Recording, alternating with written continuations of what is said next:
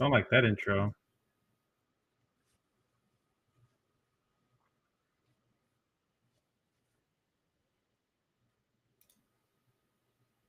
Okay, let's go.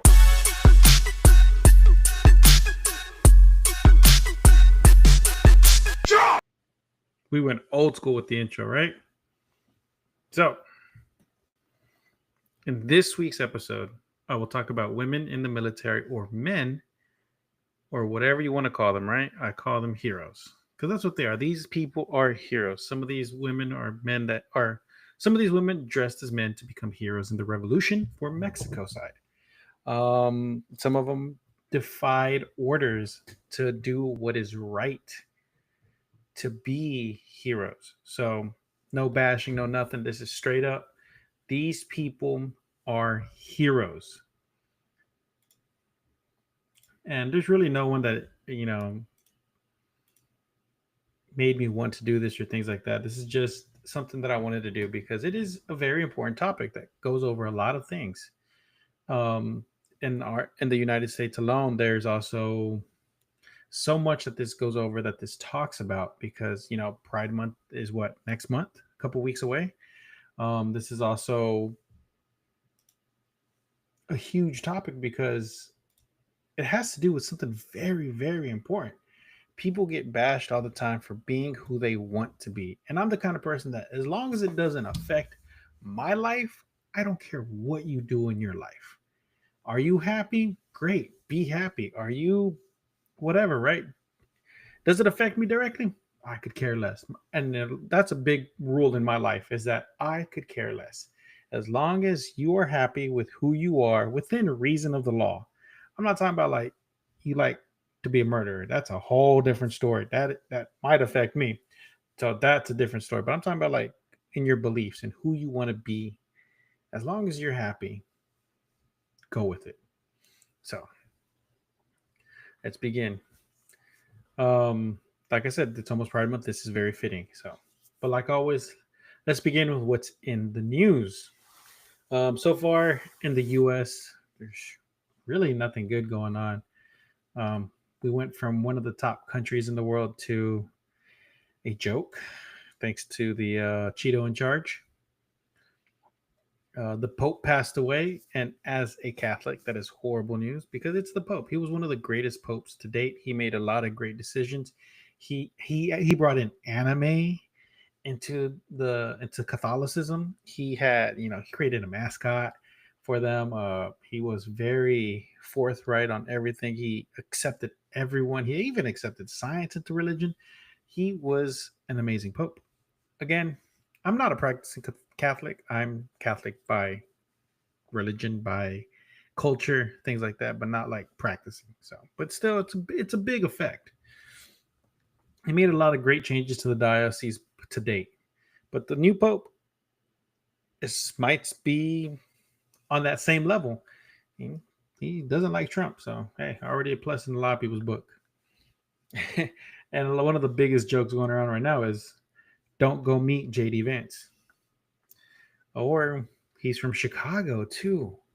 So the biggest joke going around now is from the old 1991 Saturday Night Live skit with Chris Farley. Oh man, it's Dan. I think Dan Aykroyd might be in it. I know Michael Myers is in it. There's a lot of big actors that are in it, and they play the Chicago's Bear fans, and they always go "Duh Bears," and now everyone's going "Duh Pope." It's the biggest joke around, and everyone's like, "It's from that old SNL thing." No, it's not old. It's from 1991. That makes me feel old, so don't say it's old. So, but on a better note, Mexico is thriving and has recently stated it is building a passageway that bypasses the Panama Canal, which the U.S. owns or leases or whatever. So that's going to save a lot of money for every country that's going to go through there because they're not going to have to go all the way down to the Panama Canal. They're just going to go straight through Mexico and onto the other side. And that's going to save billions in shippers' fees. But guess what? That cuts out the United States. They're also building a light rail system. They're advancing in electrical cars. Businesses are flocking to set up headquarters in Mexico at an alarming rate. Like they're just flocking over there. Everyone wants to go to Mexico right now. So It used to be the States, but now it's Mexico. I don't know how that happened, but it happened so much that my dad called me and he was like, "Hey, you can get a dual citizenship, right? I'm Mexican. You're not. You're born over there. You qualify for dual citizenship." So that's something to think about. You know what I mean? I've been American my whole life, Mexican American, Mexican first, Mexican by blood, American by national or where I live. I guess I don't know how to say that, but yeah. So been thinking about it. Probably not going to do it. Probably going to do it. Who knows? I'll look into the process and keep y'all updated. But anyways, let's start off with Petra Herrera, also known as Pedro Herrera. She was known as one of the fiercest soldiers that Mexico has ever had.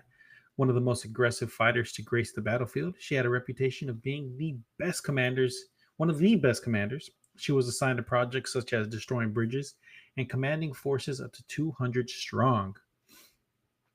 Once she became so well known as Pedro Herrera, she revealed her true identity to any other woman that would have been an immediate discredit. I wrote that all as one sentence, so hold on, let me reverse here. Once she became so well known as Pedro Herrera, she revealed her true identity.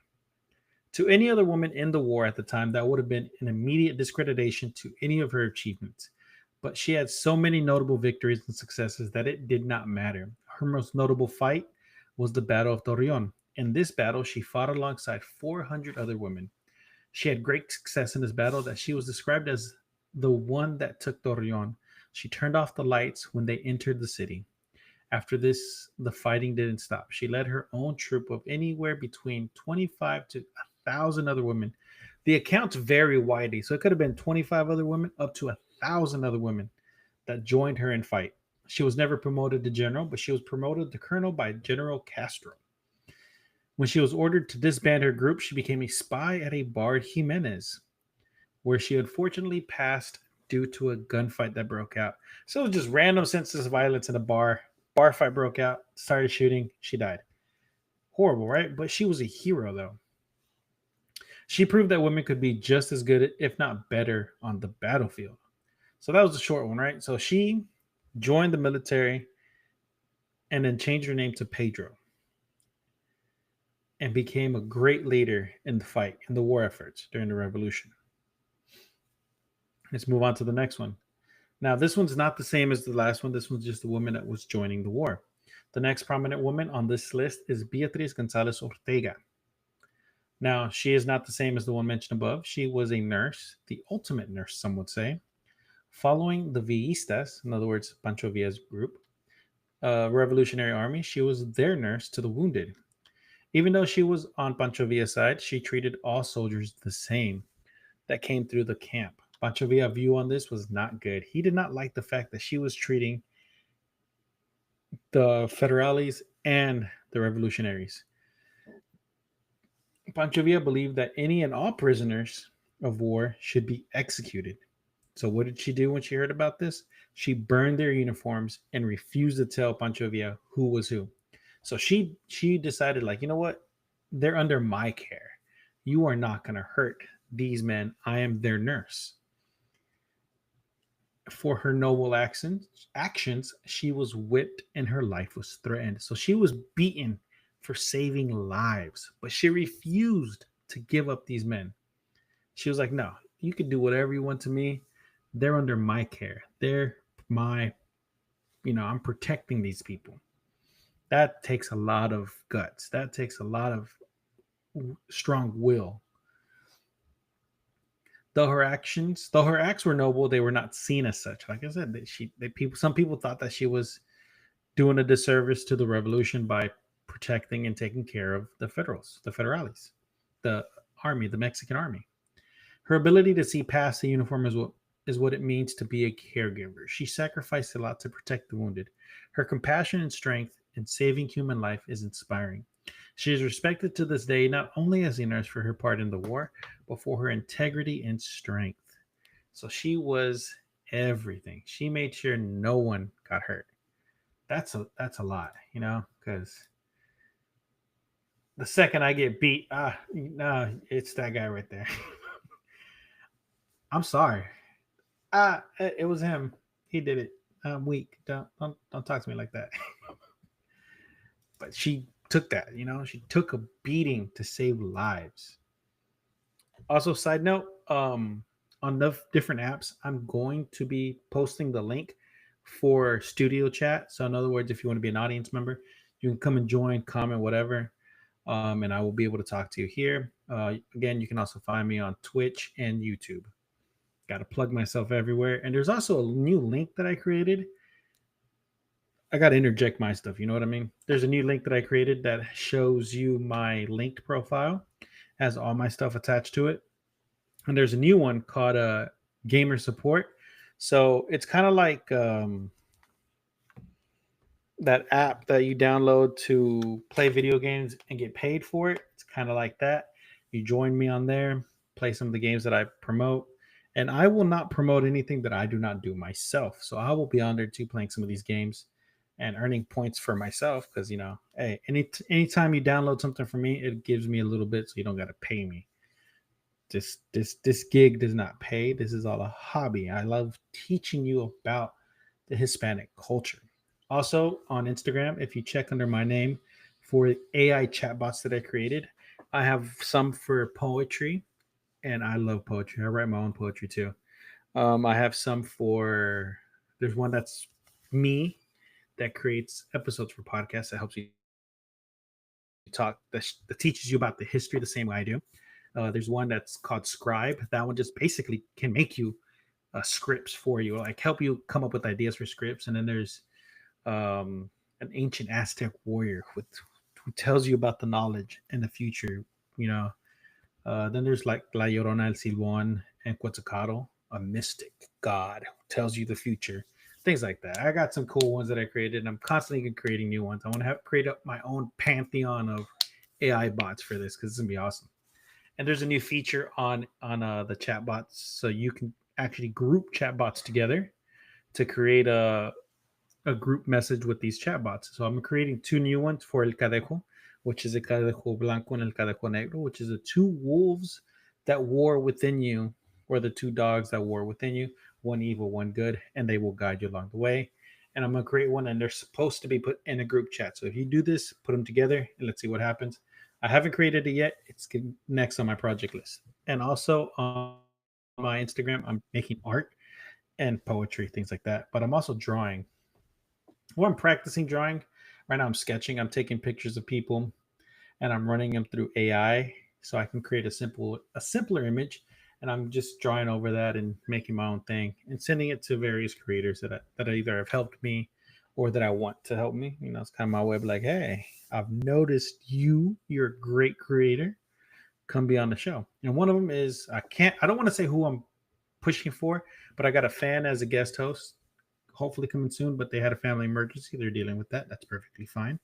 I'm not going to push anybody for that, because if you are going to come onto my show, onto the podcast here, and you have a family emergency, feel free to bail at any given second off of what I'm doing, because I am not that important. This is just a historical reference of history, mythology, cryptozoology, um, myths, legends, all that stuff to history about the culture of being Hispanic, and not just Mexico, Haitian, anything worse. Basically, if Spain took over, you're part of my culture, and I'm teaching about it all. And the other one is somebody who has a decent following, and I'm trying to get them on here. Communication's a little light because, if I'm not mistaken, I saw one of their posts that said they were recently in between moves.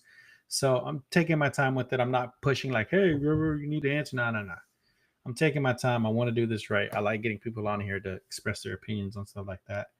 And if you decide to join, the format is way different. I will let you decide what you want to talk about. So if you want to talk about true crime, if you want to talk about mythology, if you want to talk about history, you tell me what you want to talk about ahead of time. And I will do all the research I can do. And you teach me, and I will, put in my input on what I know from what I learned. And that's how it's worked with Shining Nathan, Latinos Against Spooky Shit, Kukui Paranormal, who is now, that's a whole different story. I still talk to one of them. I still talk everyone that's been a part of my podcast. I still reach out to them and I talk to them in some capacity, whether it's by constantly liking their videos and watching their stuff and promoting them and helping them out, to asking for advice because this is I don't know why, but like I keep in touch with people, which is amazing because two of the creators that I've talked to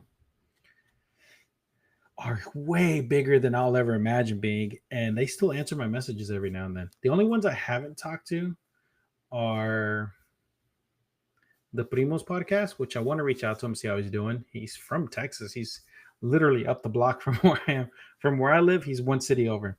So I don't know why I haven't reached out to him. I could probably reach out to him, probably set something up in person. So that'd be kind of cool. But until then, what that's a whole different story. Anyways, back to the episode. Little side tangent on what I'm doing. How long have I been recording? I don't even know how long. It doesn't say. It don't say. Yeah, it doesn't say. Yeah, that's my brand. That's my stuff. That's that. No? Okay, cool. You're not going to tell me. It's probably up here hidden where I can't see it. Anyways, it's back to the episode. So the next woman on this list is Dolores Jimenez. Dolores Jimenez y Muro is her full name. Born in 1848 in Aguascalientes, she would become one of the most influential soldaderas in the Mexican Revolution. Even though she never set foot on the battlefield, it was her ability to write that made her a great soldier. Her influence in the war and her political influence, and after the war, changed the way things were done. Before the war, she was a school teacher. She used her writing to become an editor for La Mujer Mexicana, a left wing organization publication.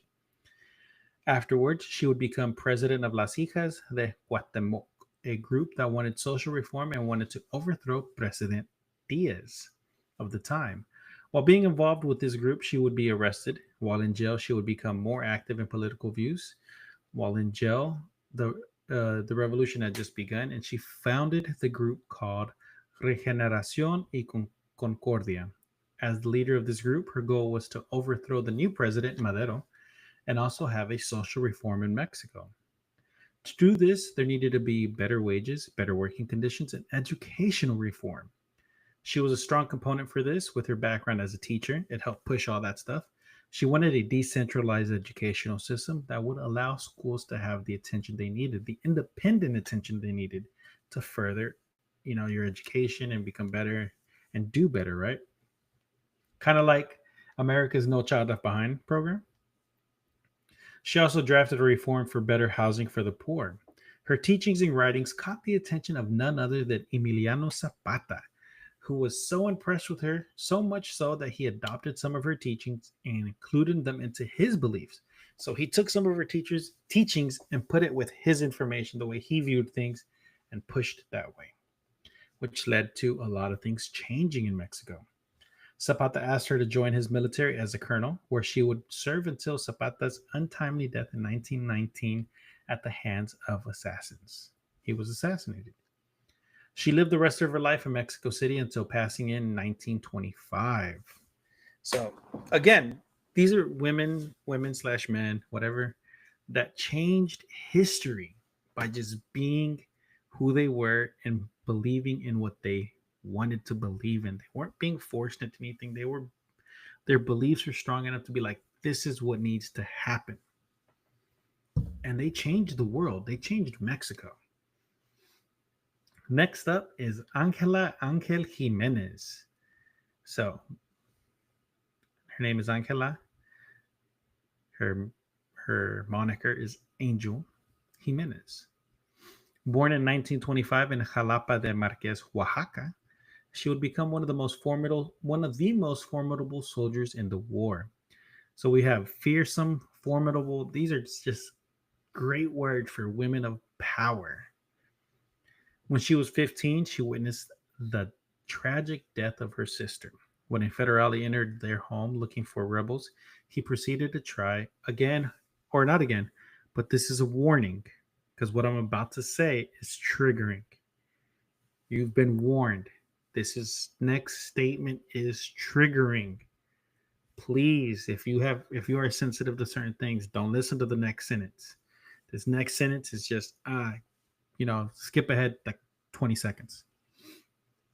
So let's begin. Let's finish with this sentence, okay? Entered their home looking for rebels. He proceeded to try and rape her. She managed to get his gun and shoot him dead before turning the gun on herself. Having seen this event led her on a path to fight the Federales. She joined the rebel forces as a male.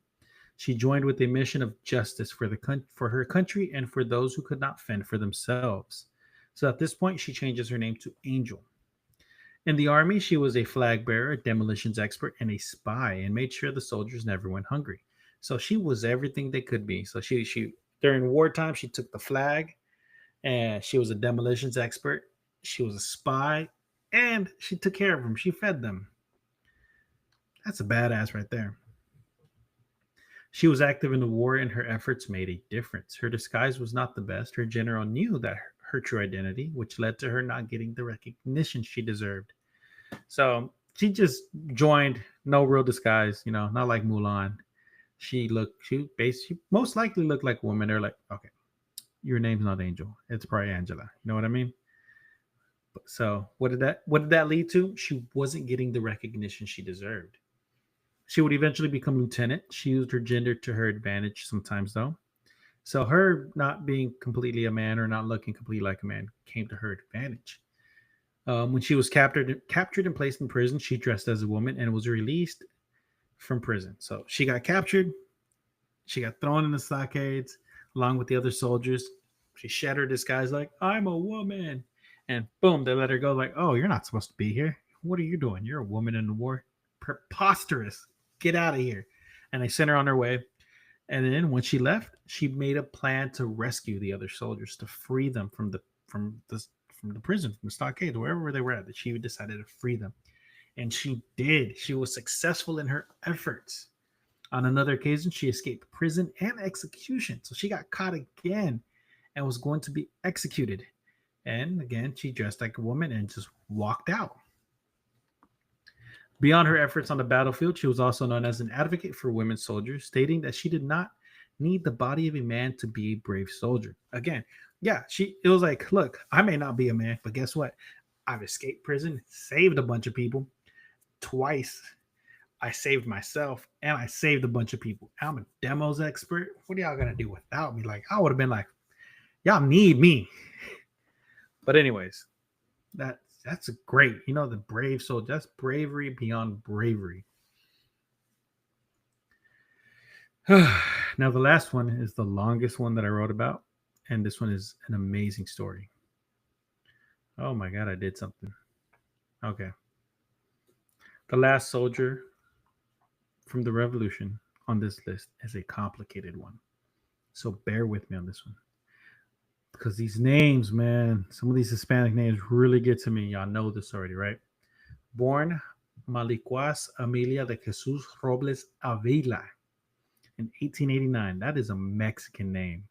Maliquis, Malaquuias, Amelia de Jesus Robles Avila. Was born in 1889 in Xochipala, Guerrero, to parents Casimiro Robles and Josefa Avila. She/he was the youngest of three children. Now, the she/he thing was because of the way she felt growing up, or the way he felt growing up. It gets complicated. Like I said, this was complicated, so I'm going to be switching between she, he, and them the entire time. But it's talking about one person.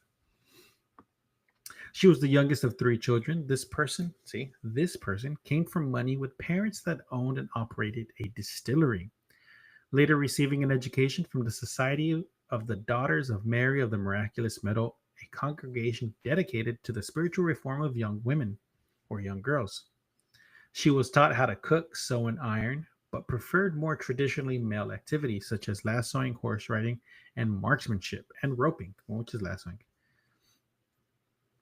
So she was raised as a girl, but she gravitated more for male dominated activities. After her father died, her mother remarried and had three more children whom she did not get along with. reportedly jailed for killing her half brother. And I said reportedly because there's no evidence of this, but this is, it's part of her story that she killed one of her brothers because they just didn't get along. She didn't like, I guess, her step parents. In 1912, she joined the revolution under Zapata, not because of the beliefs of the war, but because it offered a freedom from her current lifestyle, because it was a very religious, very, this is your girl, you have to be a girl situation. That's not what she felt like, though. At the time, soldiers referred to her as La Güera Amelia, because that was her name, La Güera, the white Amelia. However, Robles began dressing as a man and took the name Emilio and would insist that the other soldiers called her a man, called her a him, And she's like, no, don't call me she, I'm he. And how would she insist upon this? At gunpoint. That is baller as hell. That is gangster. It's basically, you gonna call me a man or I'm gonna put two in your head. That's how she was like, you know what? I'm not dealing with this crap. That's kind of gangster. That's what I'm saying. These people, like anything that I'm talking about, this one, they are not he, she, they, them, whatever, right? They are heroes that fought for what they believed in. That's what I'm saying. Like, if you do you, you're happy. Hey, it don't bother me. You don't got to put a gun to my head. You want me to call you, man? Listen, dude, get that shit out my face. I will quickly switch up on you. Be like, listen, dude, get that out my face. You don't got to do that to me. I respect you. Anyways, back to my story here. Robles quickly rose through the ranks, achieving the rank of colonel with participations in 70 plus battles. Being respected by fellow soldiers and commanding a troops of up to 1,000 men. He was a skilled marksmanship. See, now I'm switching over to he, right? He was a skilled marksman and a fearless soldier. Like mentioned above, this was not the only woman to join the war as a man. There was Pedro Herrera, who seized Torreon, the first one we talked about, in 1914, was known as Pedro Herrera. Angela Jimenez, who fought as a Zapatista, was known as Angel Jimenez. The difference, though, is that he embraced his male persona. So once he decided he was a man and he changed himself to this, he stayed as a man until the age of 95 after the war in 1984, even managing to change records to reflect his identity. So sometime during the war, he got a hold of records and be like, you know what? This is female. Let's erase the first F, right? Let's erase the FE and change it to male. Or in Mexico, it would have been mujer, varón, niña, niño, whatever, right? They changed letters, right? They changed it around that they were a man. I'm thinking way too much into it. After the war, he fought in the Agua Prieta revolt, which brought an end to Venustiano Carranza. Settling in Iguala, he was later attacked by a group of men that wanted to prove that he was indeed a woman. So he defended himself and killed two of them. So this was a revolutionary hero. This person was a certified badass. A group of people came up and attacked him and like, you know what? You're not really a him. You're a her. And we're going to prove it right now. Killed both of them. Killed two of them. Like, oh, nah. This man just shot you. That's gangster.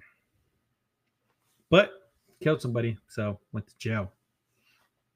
Once he got out of jail in the 30s, he met and married Angela Torres and settled into civilian life, later adopting Regula Robles Torres, becoming a political activist, joining the Socialist Party and the League of Agrarian Communities.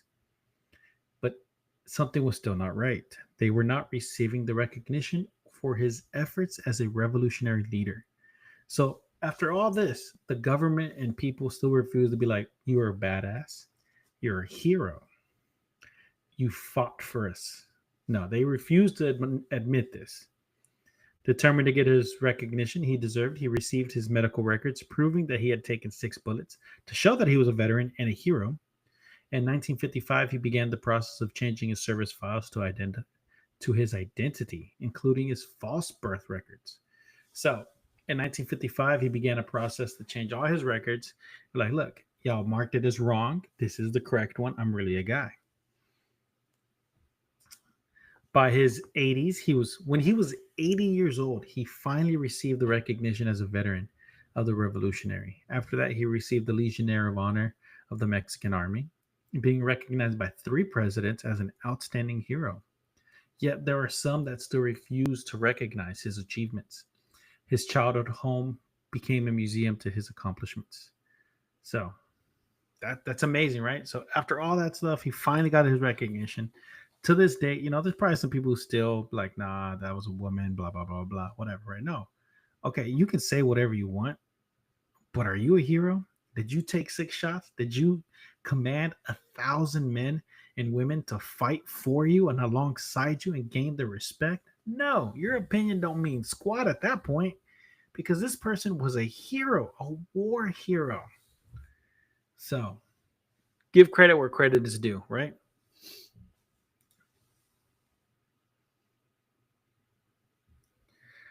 So let's do a recap. To end this episode, let's recap. We spoke over a few women that went to great lengths to make a difference that most men could never do. They changed their identities to help in a cause greater than themselves. Some risked their lives, as the nurse, for both sides to heal them. She risked her life to make sure everyone made it out that came across her camp. Some risked their lives, while others did things for themselves to prove to the world who they were, and in the process changed everything, changed a country. So, no matter who you are, remember that even an individual can inspire the change needed to change a country, can change everything around you. All you need is the courage to do it. Hint, hint, this also goes for what's going on in our current political climate in the States. It's time for a change, people. No matter who you are, you can inspire that change. And that's what I'm hoping to do here, too. This is a great episode for Pride Month that's coming up and everything that's going on right now in the world. So please, if keep up the protests, keep up the meetings, keep up the calls to action. And I gotta plug myself again. This call to action is like, follow, subscribe everywhere: Instagram, Facebook, YouTube. Which I haven't posted on YouTube. I'm gonna post tomorrow on YouTube. The podcast episodes, as soon as they go up live on Spotify, they go live on YouTube, but they're just audio recordings. I post the videos later, so remember that. So again, with that being said, stay spooky, everyone, and until next time, later. I wonder how long this is. Let's exit out. Oh, 33 minutes. I'm 10 minutes short. This is a small episode. So next week's episode will be longer, and I am going to do one next week because I took 3 weeks off. So I'm putting out episodes back to back this time. And that's it. So yeah, find me on Riverside, YouTube, Twitch, Instagram, Facebook, and other miscellaneous, random things. I'm always under Joe Rios 28. Instagram, Facebook, yeah, all that stuff. Later, guys. Sorry about that. And with this episode, I'm not going to be doing my usual AI stuff. If I post anything on here, if I do the clips like I always do, it's going to be using their pictures, their actual historical references, because I don't need to do AI stuff for this one. In the last episode, I haven't posted those clips simply because I had a struggle because I wanted to be like, oh, maybe I should do AI. Maybe I should post the real stuff, but it was over, Sicario. So I don't want to offend anybody because I do respect a lot of cartels because I don't want them coming after me. I am on the side of one of them. Not a member, a side of. I believe a lot in what El Chapo Guzman did because I read about a lot of his stuff and how he basically considers himself a farmer. Come on, drugs, not really a farm, but he would give to the poor, things like that. He kept all the other cartels in check. Yeah, things were a lot better when he was in power, but that doesn't last forever, especially in that business. Um, but yeah, so again, I'm not on any side. I'm just his ideologies is what I side with more. Um, he doesn't consider himself a murderer, even though he. Again, I'm not gonna go on the side tangent right now. I'll do that another day. I'll see you guys later. Stay spooky, everybody. For the second time, let's end this now. Later.